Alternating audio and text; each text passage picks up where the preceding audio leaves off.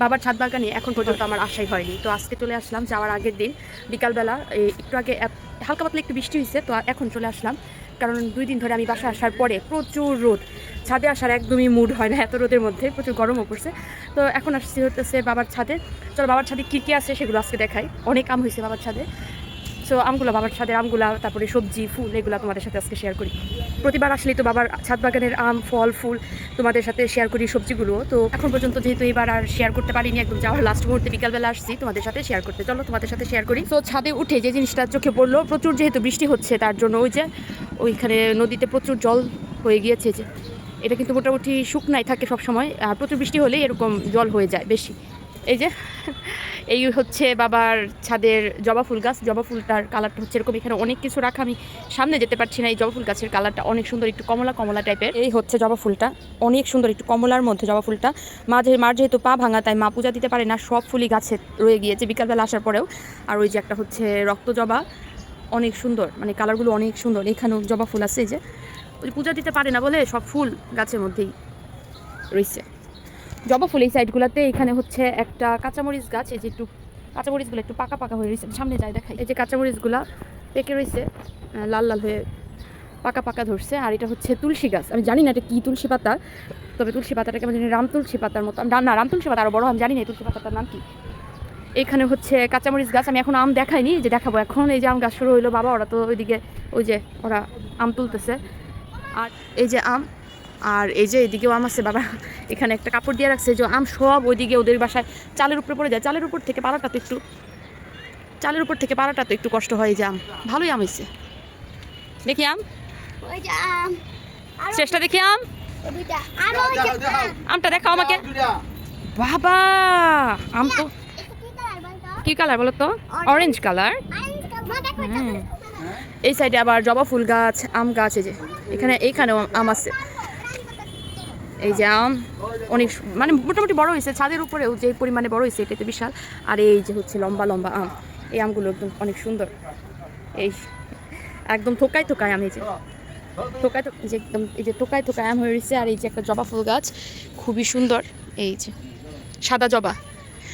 আর এটাও তো একই সেম ফুল, ও সাদা জবা আরও আছে। এই যে বাবা অনেকগুলা সাদা জবা ফুল গাছ, এই যে কি পরিমাণে আম, এই যে একদম গাছটা ঝুপড়ি ধরা আম।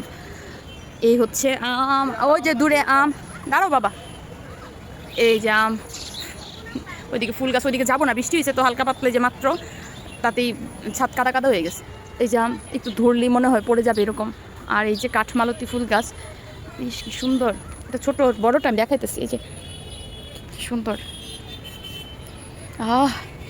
বাবা কি সুন্দর গন্ধ। এটা গুপি লাগিয়েছিল আমার ছোট ভাই। এই হইতেছে, তার সাথে আমের কোনো কমতি নাই, সাথে সাথে অনেক আম। হ্যাঁ বাবা বললাম না, এদিকেও আম এদিকেও আম, আমের কোনো শেষ নাই, ছাদটা ভর্তি আম। আর এই যে জবা ফুলটা আমি একটু দেখাই জুম করে, এত বড় এই জবা ফুলটা। প্রত্যেকটা জবা ফুলে যদি ছবি তুলতে পারতাম ভালো হতো। এদিকে জাস্ট জল দেখে আমি যাইতে পারতেছি না। আর এই তো, হ্যাঁ নিয়ে যাও বাবা। আর এইখানে হইতেছে মালটা গাছ, কিন্তু মালটা ওই পর্যন্তই হয় মানে টক। তারপরেও গাছের জিনিসের স্বাদ দেখা, সৌন্দর্য এটা অন্যরকম। টক হইলেও সেই জিনিসের আনন্দ অন্যরকম। আর ওই যে দূরে একটা নয়নতারা ফুল গাছ দেখায়, আমি একদম ঝুপড়ি ধরে রয়েছে, কারণ ওই যে বললাম মা পূজা দিতে পারে না দেখে আসলে এরকম। আর এই যে আম, কত যে বড় বড় আম হয়েছে, কিন্তু যে বৃষ্টি গেল এবার, এই যে আমার হাতের সামনে মানে মাথায় বাড়ি খায় আম এরকম। এই যে আর এই যে বৃষ্টি হয়েছে দেখে যে ছাদের এই অবস্থা হয়ে গেছে।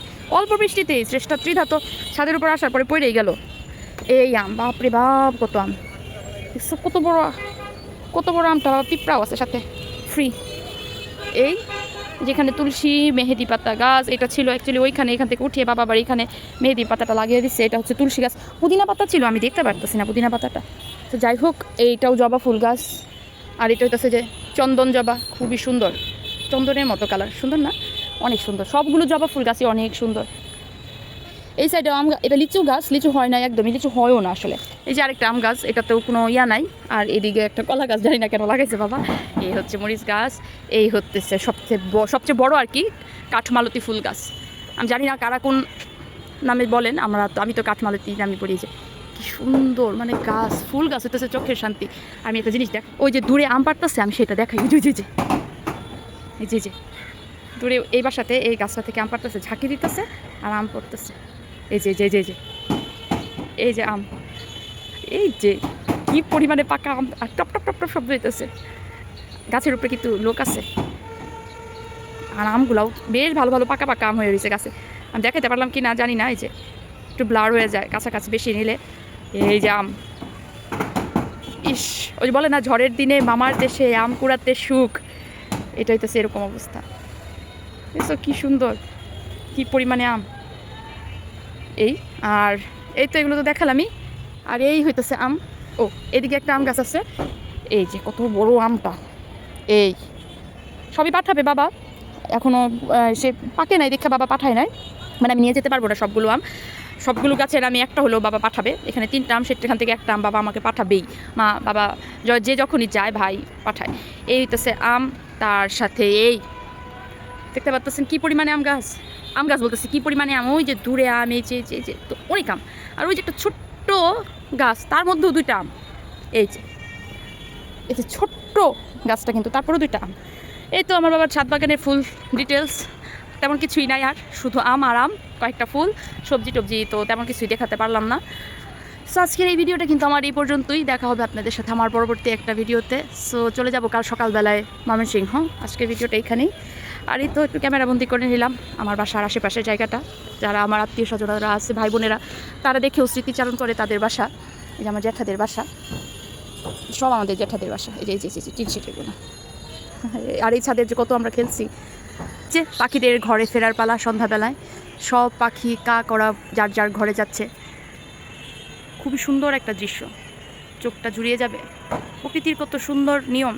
সন্ধ্যা হতে আমরাও কিন্তু যার যার ঘরে যাই, বাসায় যাই, তারাও কিন্তু সেম অন্ধকার হওয়ার আগেই সবাই যার যার বাসায় ফিরে যায়।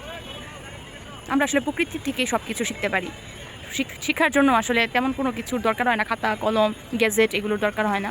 প্রকৃতি থেকে অনেক কিছু শেখা যায়। প্রকৃতি থেকে শেখার জন্য আসলে কোনো কিছুতে খরচ করতে হয় না, জাস্ট চোখ আর ব্রেনটা খোলা রাখতে হয় সব সময়। যাই হোক, আজকে ভিডিওটা এই পর্যন্তই, দেখা হবে আপনাদের সাথে সবার সাথে আমার পরবর্তী একটা ভিডিওতে। সো টাটা, আমার পরবর্তী একটা ভিডিওতে। So tata.